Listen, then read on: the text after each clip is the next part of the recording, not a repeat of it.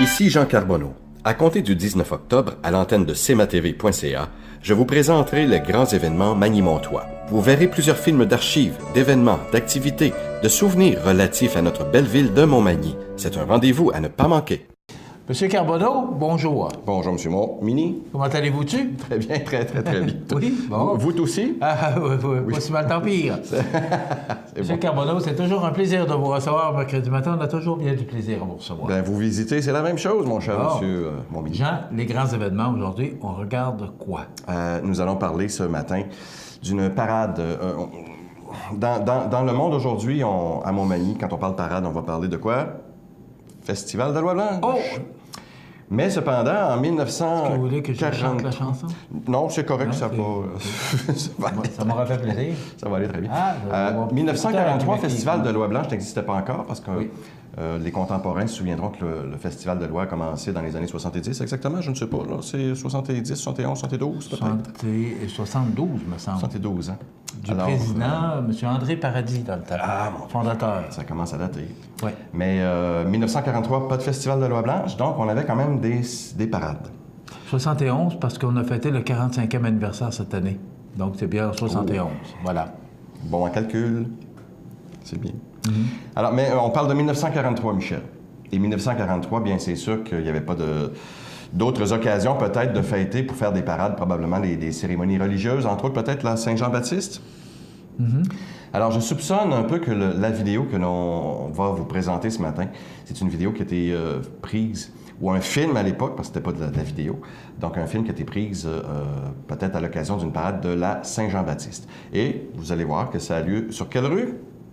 Saint-Jean-Baptiste. Voilà. Qui était dans le temps la rue principale. Non seulement la rue principale, mais également Chemin du Roi, étant donné qu'il n'y avait pas de route 132. La route 132, qu'on appelait aussi autrefois la route 2, est arrivée dans le décor en 1900, ou dans les années 50 exactement, je ne saurais trop quoi dire, mais dans les années 50.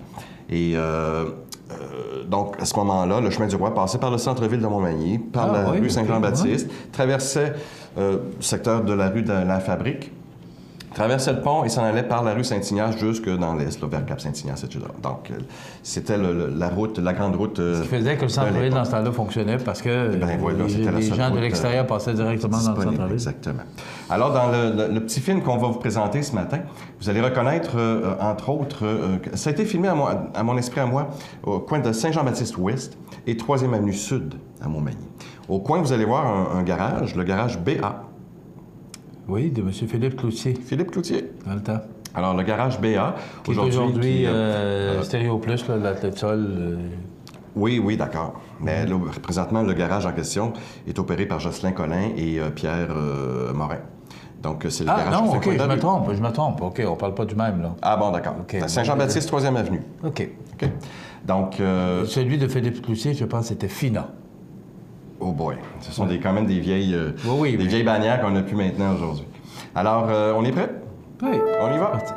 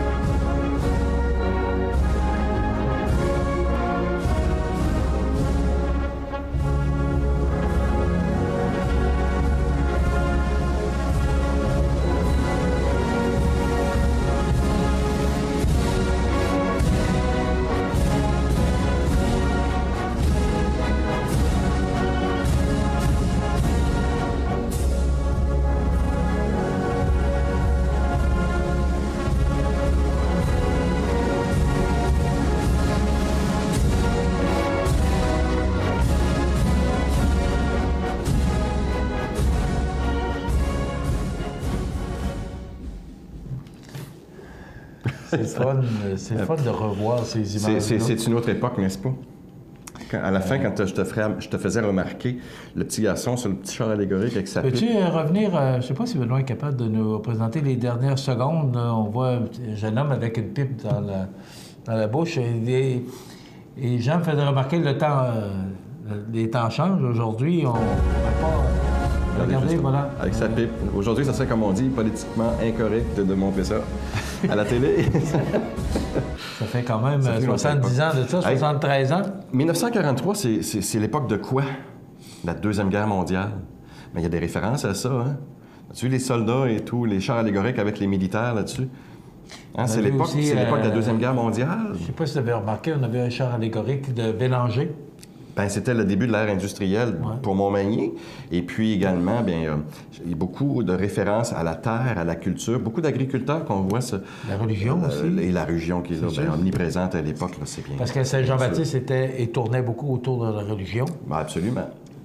Écoute, je me souviens, à Saint-Jean-Baptiste, il y avait une parade qu'on se promenait avec des chandelles là, entourées avec des choses en carton. Là, ça, c'est à ton époque. Oui, mais c'était dans la Saint-Jean-Baptiste. Oui, on a tellement de différences entre les deux. Jean, merci beaucoup. C'est très intéressant. Oui, cet épisode-là m'a plu beaucoup à monter, je dois dire, parce que...